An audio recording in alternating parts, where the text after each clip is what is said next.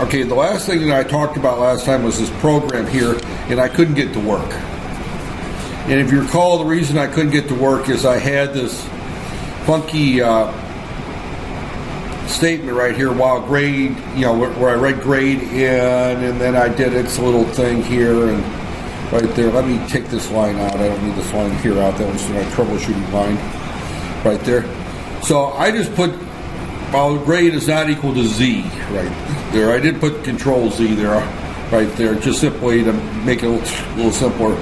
But I replaced that with just the normal CN, the grade right there. I just simply did it the way we've been doing it. We didn't use that fancy CN, which doesn't seem to work the same here. And ironically, the Visual Studio did not recognize this line here, so it did not find that particular file, so that's why it wouldn't work in the Visual Studio right there. So I ran the same program.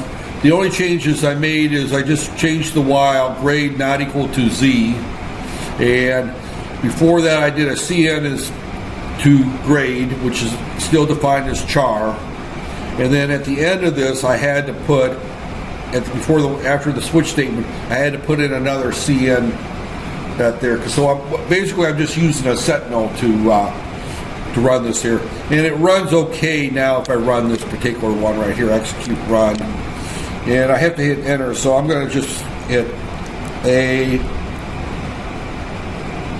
Oh, I didn't recompile it. That's why right there. That's project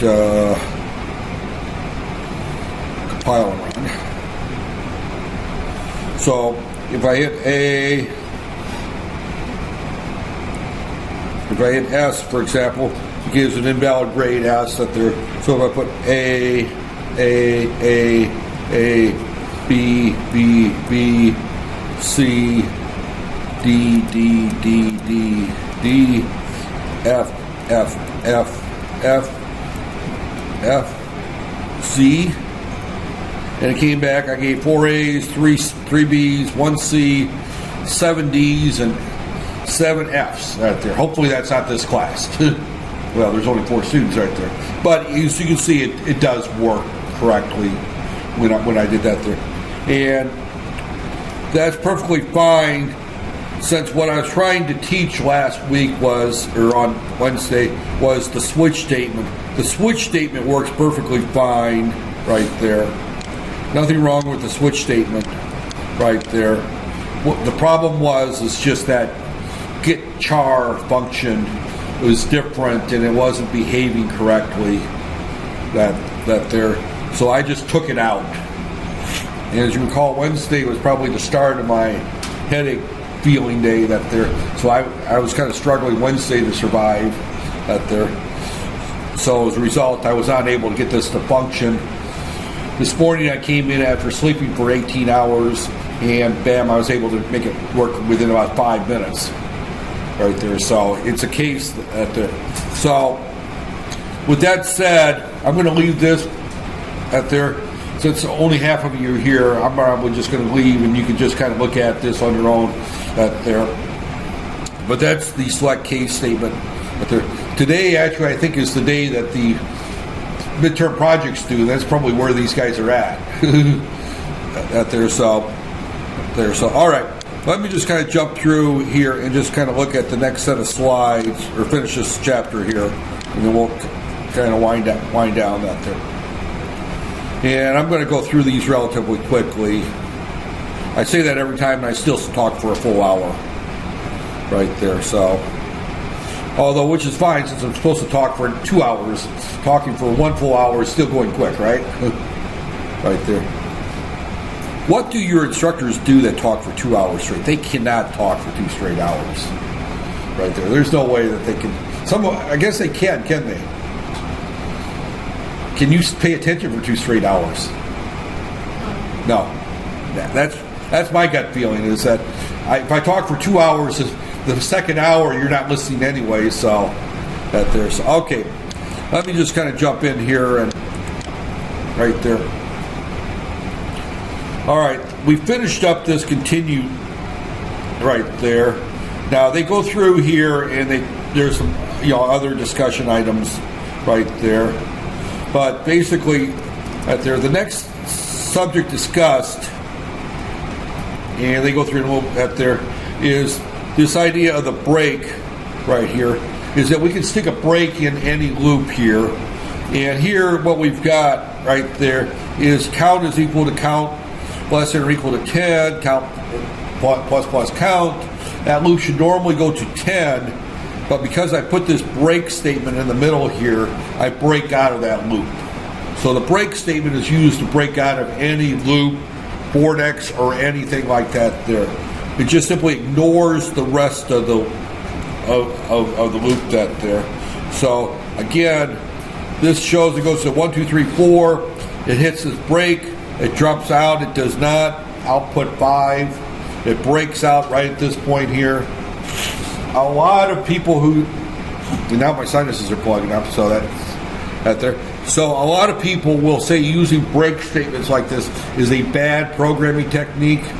I would say it's a bad programming technique unless you're dealing with an error situation right there. So the only time I would put a break in a for loop or a while loop or something like that is if you come across an error condition that there. So, but you can put it anywhere right there. So again, they talk about the break statement. You have to put it in the case statement right there. And the reason you put it in the case statement is it tells it to ignore the rest of the cases. If you design your case statements correctly, there should be one and only one valid case right there. So in other words, your grade has got to be A, B, C, D, F, or invalid right there, or Z in the case of the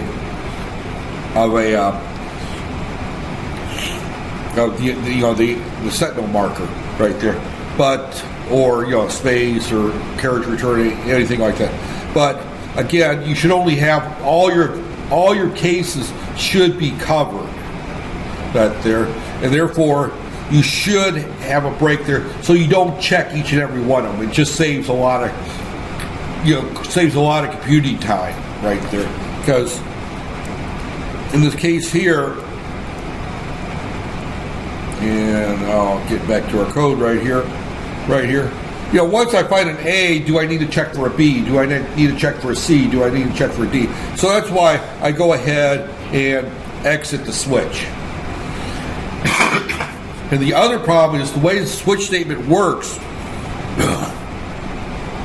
If you don't put the break in, it's always going to catch the default. The default will always come true, because if it gets to the default statement is always true. So that's why you want to make sure you put a break before the default right there, if you hit a valid case right there. So if I don't put the break in, and I could show that easy enough with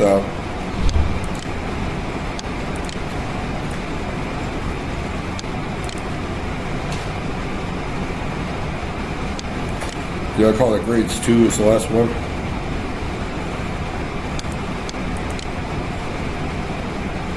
Oh, no, that's not the right one. Close all. I think I just called it grades. Close project. File, open. Yeah, right here. This is one here. If I take this break out right here, and I put in an A,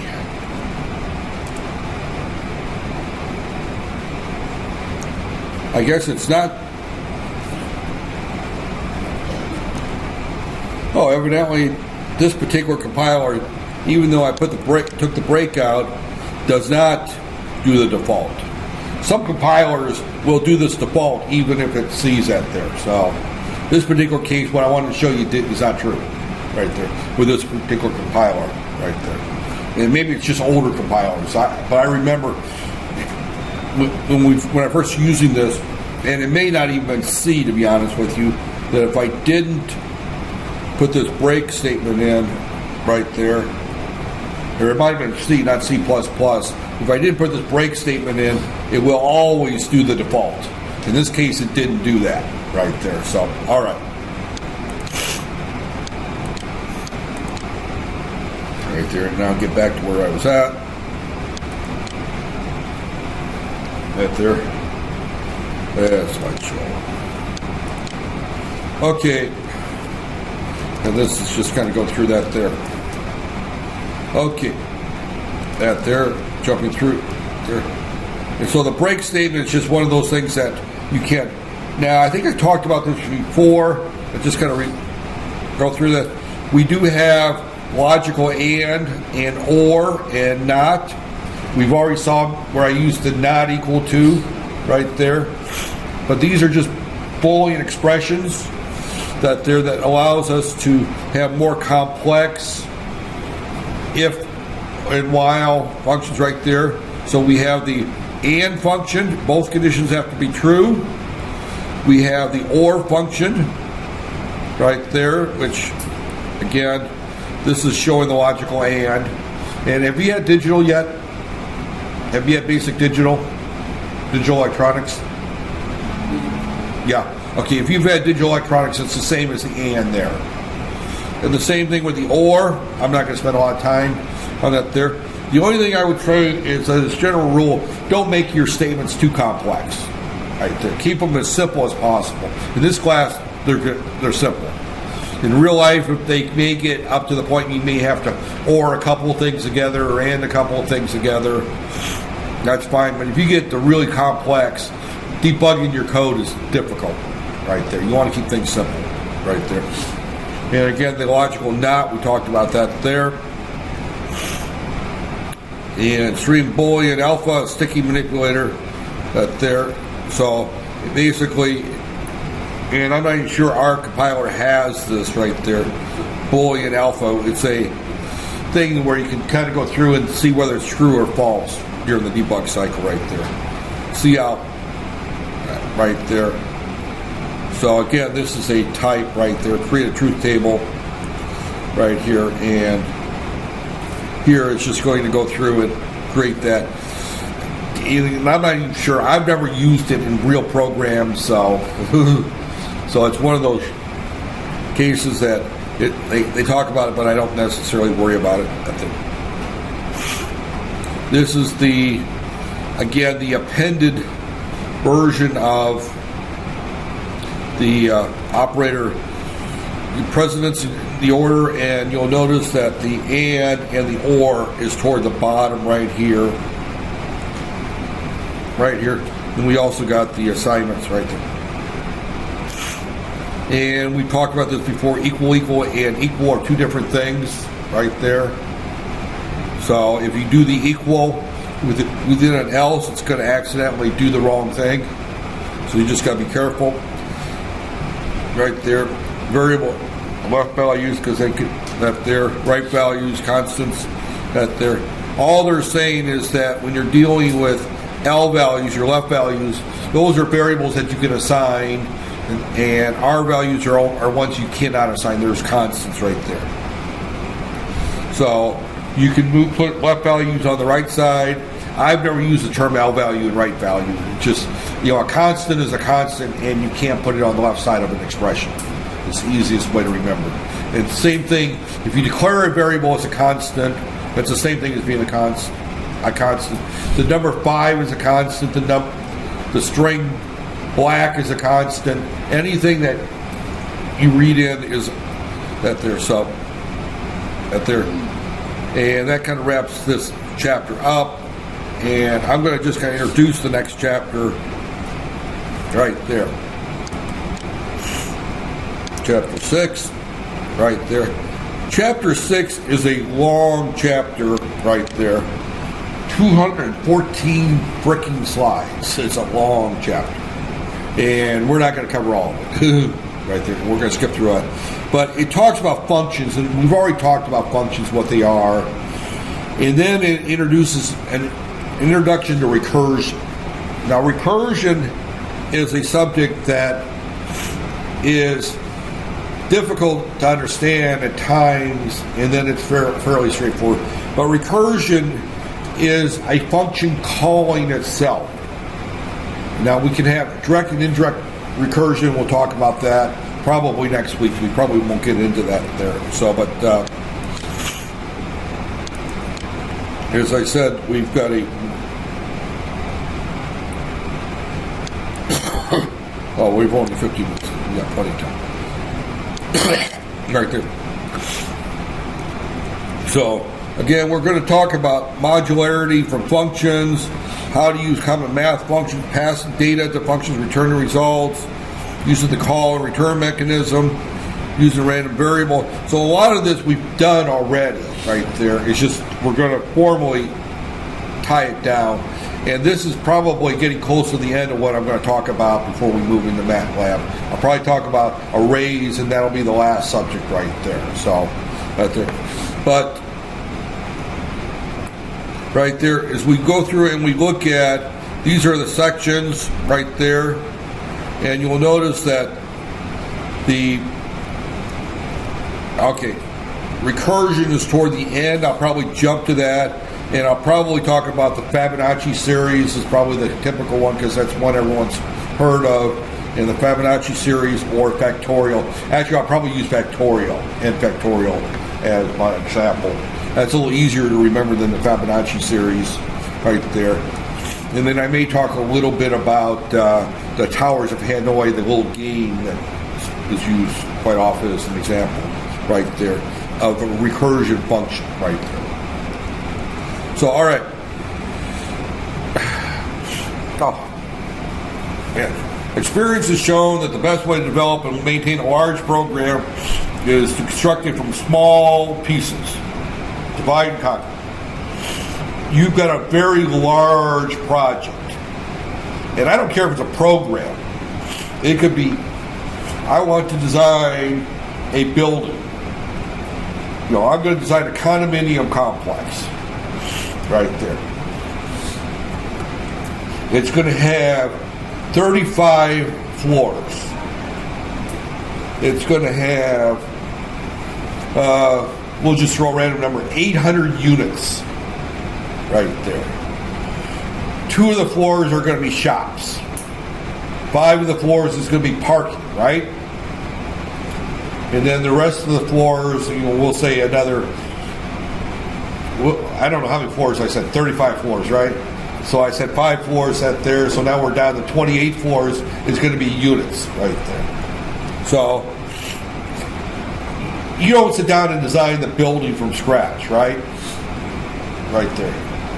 You start off with is you know that you're going to have so many floors. You know, you're going to assign one engineer or architect to design the 2 shop floors. You know, the ground level and the first level are shops right there. You're going to assign another engineer to design the parking complex, which again, in my condominium complex, I said, first 2 floors are shopping, then I'm going to put the parking, and then I'm going to put the units right there. Some people put the parking underground right there, and then they have the shop floors right there. You do that. But you break it up into floors. You know, first off, you would break it up into, your shopping, that there. Maybe if you have offices, you might put some offices in there, and then the parking, and then the residential.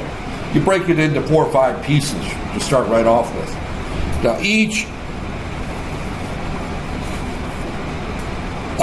residential unit is going to be different. You're going to sit down and you're going to say, on floors, 8 through 20, we're going to have this layout.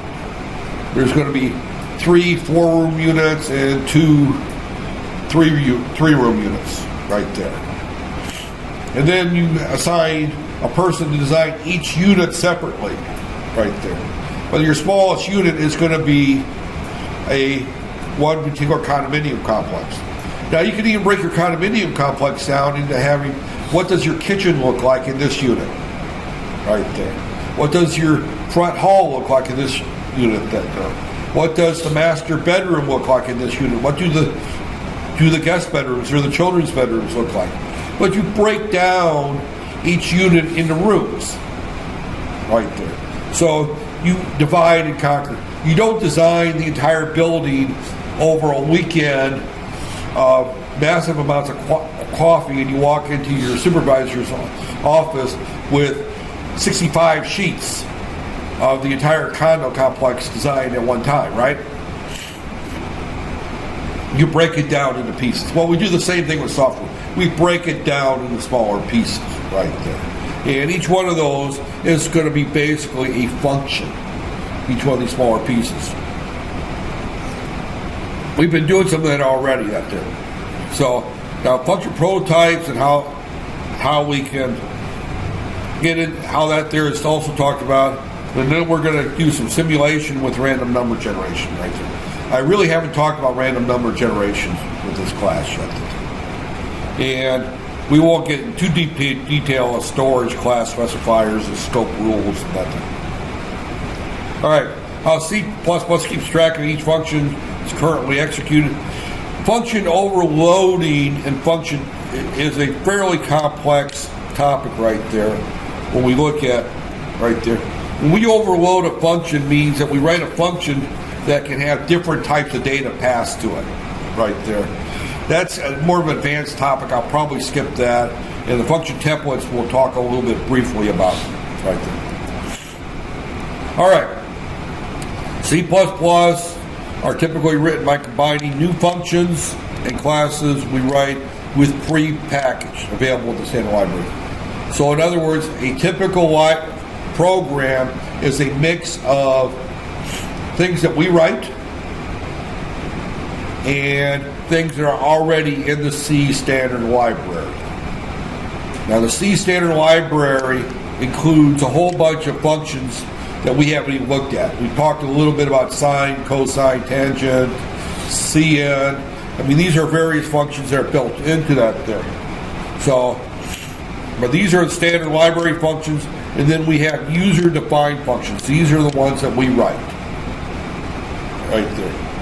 And of course, the statements and functions are written only once or reused several times and hidden from other functions right there. So what's inside of a function is hidden to that function. We don't need to know what it is. All we need to know is here's a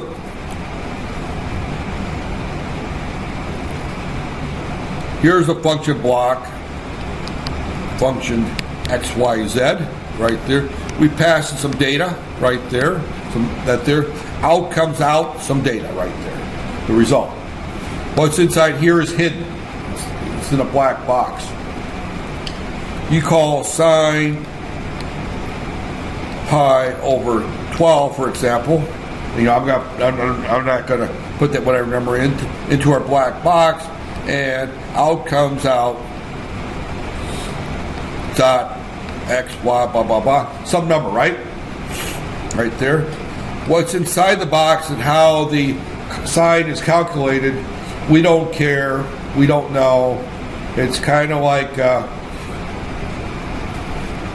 some of your grades. You sit through class and you do half the work and you're not sure how your grades are calculated. That there. But again, what's inside this box, we don't know what it is right there.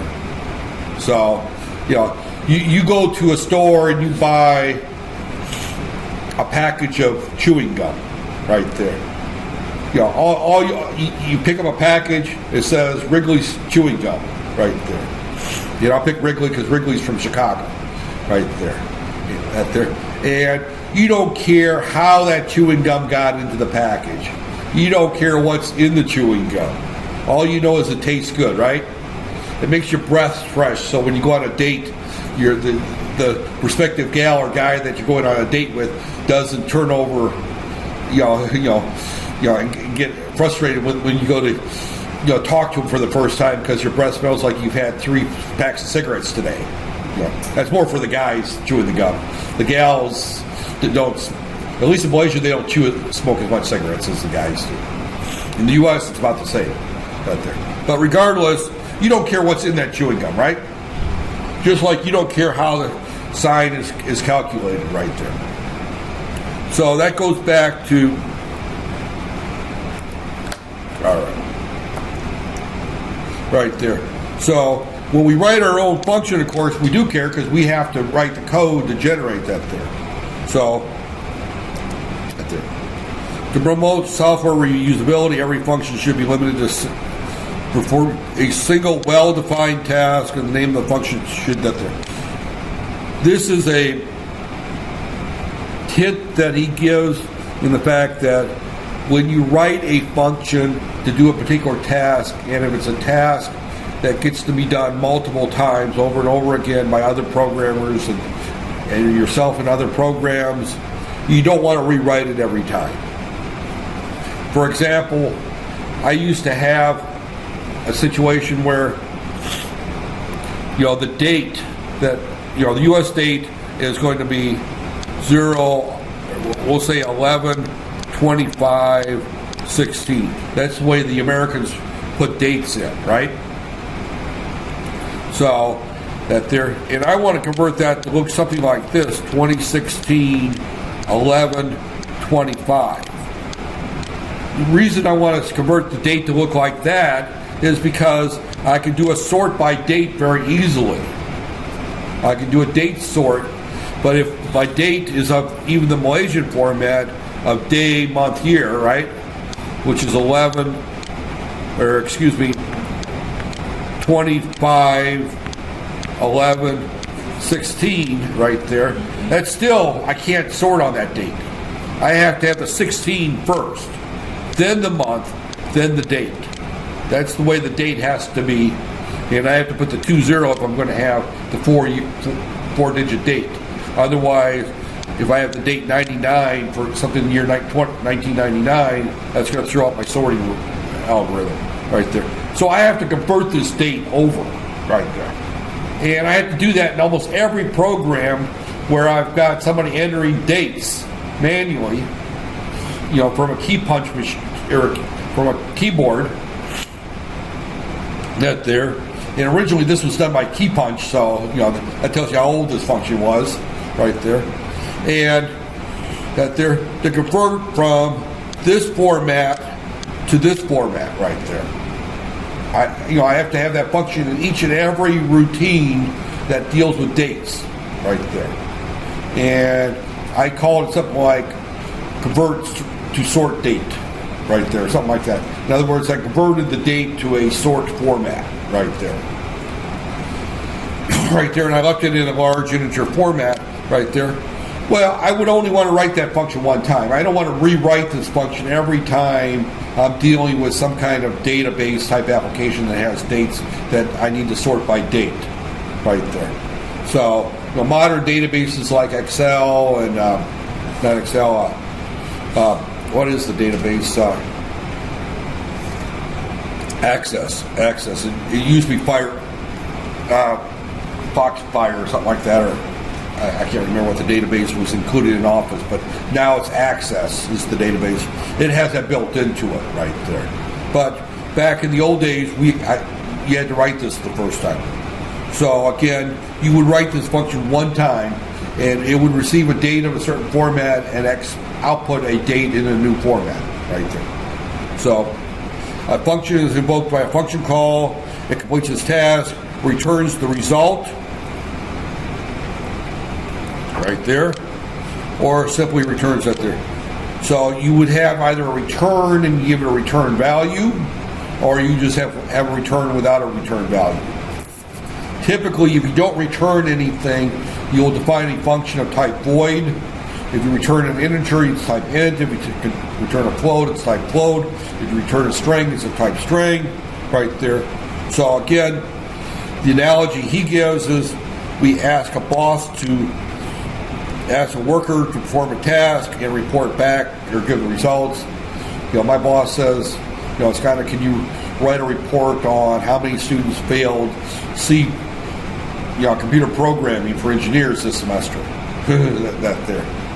And then I would have to go and write the report and give it back to him right there. So, right there. The boss does not want to know how I perform the task. Right there. I could throw a coin,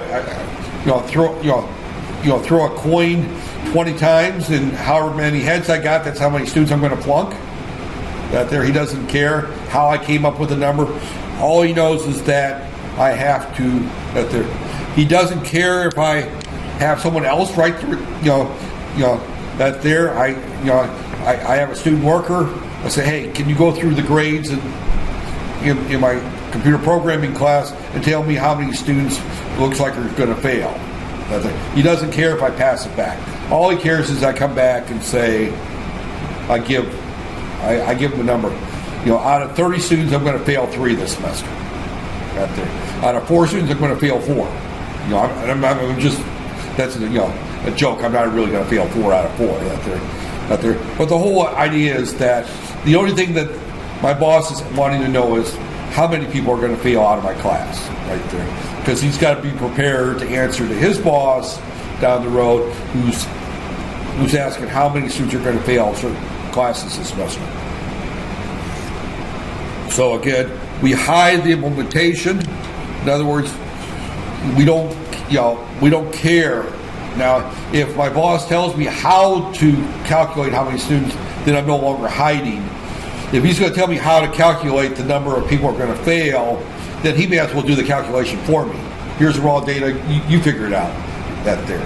But if you just ask me the number right there. So quite often we have a hierarchy. There's our boss.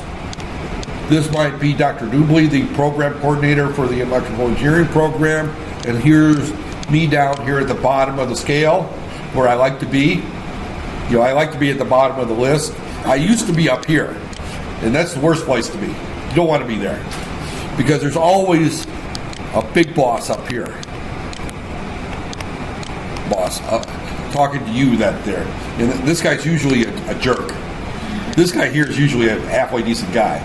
That there. Actually, Dr. Halim's a good guy that there, but that there. I shouldn't say that guy's always a jerk. Dr. Halim is a good guy. But I've worked for deans when I was in this position who were complete buttheads that there. So that there. But this is, in the teaching world, this is usually where you want to be. That there. Because you just simply do your job and you don't worry about, this guy's got to worry about whether I submit my final exams on time, which I haven't. So he's got the job of trying to get me to submit my final exams on time. And then he's trying to get this guy to get his faculty to submit the final exams on time. And this guy, of course, is answering to the Department University Administration why Hack has not submitted his final exams on time. That there. So when you're down here, if you don't do your job, you only got one person yelling at you. That there. But again, keeping back here though is that a function can call another function, is what this is saying right here. Here's our main program, main right here. We won't worry about the big boss right there. Main calls a function right here that then calls another function right there. Is really what we're doing right here. Math, sometimes functions are not members of a class, are called global functions, that there are placed in the header files, that there some global function can be reused. We're not really using classes so much, so everything we deal with, we're going to consider global at this point right there. We talked about classes early on, and then we said we're not going to use them, right, at there. So everything we deal with are considered global functions right there. So global functions are placed in the header files, can be reused in any program that includes the header files. Now, if it's not in a header file, we put the headers directly in our code, and we'll see how to do that later in this file. C math, for example, is a header file that contains all the math calculations.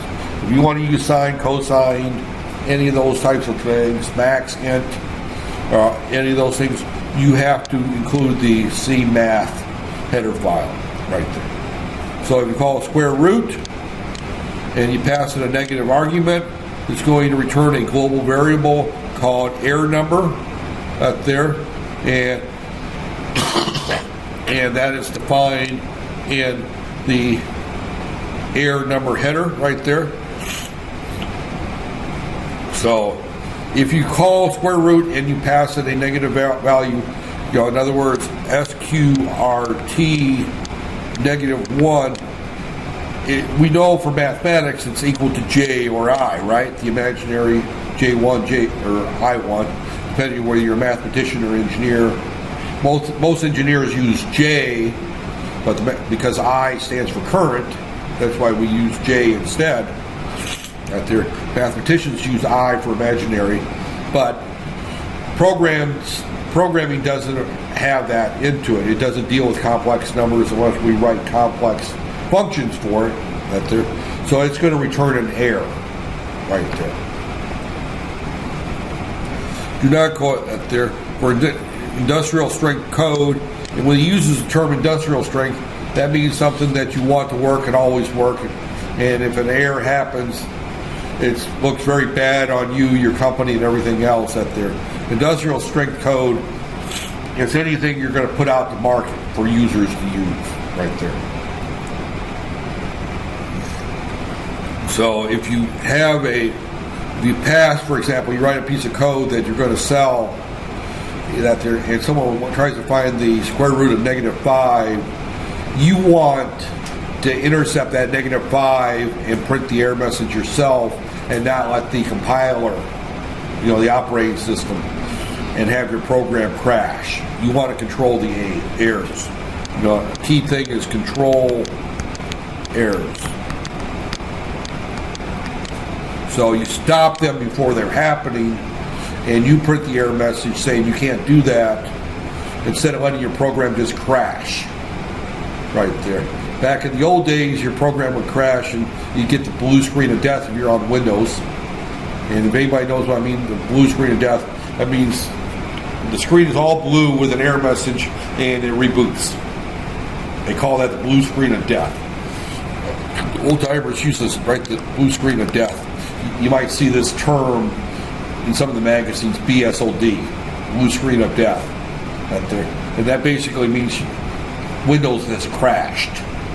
Bad thing to have happen. But you control your errors right there. This is a list of some of those: the ceiling, the cosine, the exponential, absolute value, the floor, the modulus, the log 10, sine, cos, tangent. That's sum. This is a very small number of, they call this math library functions part 1 and 2. There's probably several hundred functions in the math library. This is about 10 of them. Right there. So some functions have multiple parameters right there. This is more commonly done in user-defined functions, but in some built-in functions, you can pass it 3 or 4 different parameters right there. So function parameters have to be specified in both the function prototype and the function header as a common separated list right there. If you have more than one prototype, it has to be in the header right there. So here is an example. This is a function header right here. This is actually the header right here. Now it's inside this class right here, but we can ignore that right there. This right here can also be declared, minus the word right there, is that this is a function that returns an integer. It receives 3 integers right there. Ignore the word constant right there. Right there. You can put the word constant there, but you don't need to have it.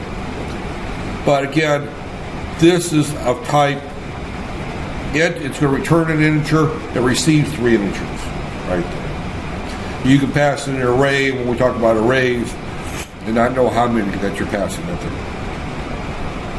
So again, that there and somewhere here, here's where we call it right there.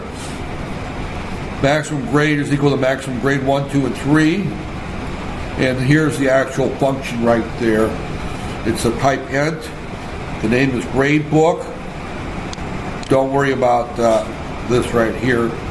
Actually, the name is going to be just maximum. That gradebook is the class. I'm just going to line through that. So it's going to the maximum, and right there. And if int is maximum we start off with x. If y is greater than x, we change it to y. If z is greater than max, we change it to z. And we return back the maximum of the 3 grades right there. So the name of our function, what we call it, is maximum. We pass it our 3 grades. They're defined up here as int, so we're passing it 3 integers. We define what the 3 integers are here, int x, int y, and z, right there. And we calculate what our maximum is, and we use the return to say what it's going to be, right there. So this is the simplest function you've got. It receives 3 numbers, x, y, and z. It determines which one's the largest of the 3 and just returns that value right there. So, that's it.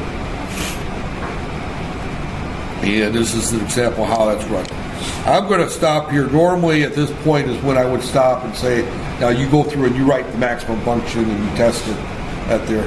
With only half of you here, I'm not going to make it do it at there. One of the reasons I'm stopping is if you can hear my voice, it's plugged up again real quick. That my head has gotten. Oh, it's a good. I think it's got to rain today. It's got to. Up there. So, right there. But this is again the function that you would write. These are some hints that they give. Commas are separated, or not comma operators. That's just basically when a function arguments calls other functions. Okay, this is just portability. We won't talk about that now. If you have doubts on the order of evaluation arguments, you need to look at the function. In other words, you have to, this particular function right here, x, y, and z doesn't make a difference on what order you pass them to it. But other ones, it does make a difference right there. We could write functions where we're going to pass it a string and 2 integers, for example, right there. The order in which we pass things to it makes a difference right there. So that's more for, this is a user-defined function, but in this case, x, y, and z are treated equally, so it doesn't make a difference. Other ones that they're, and for an example, if I pass it the monthly sales totals of the 12 months, I have to get them in the order of January through December. Otherwise, I end up with bad data. And we'll get into more detail on that there. With multiple, the function that returns type void cannot be used on the right side. If you have it as type void, we can't have return something out there. If arguments are passed do not match the types, the compiler attempts to convert those right there. Just make sure that the types match. If they don't match, the compiler will try to make them match, and that may or may not be what you want right there. And I think I am going to stop at this point right there. Again, it's a short class, but back in the old days,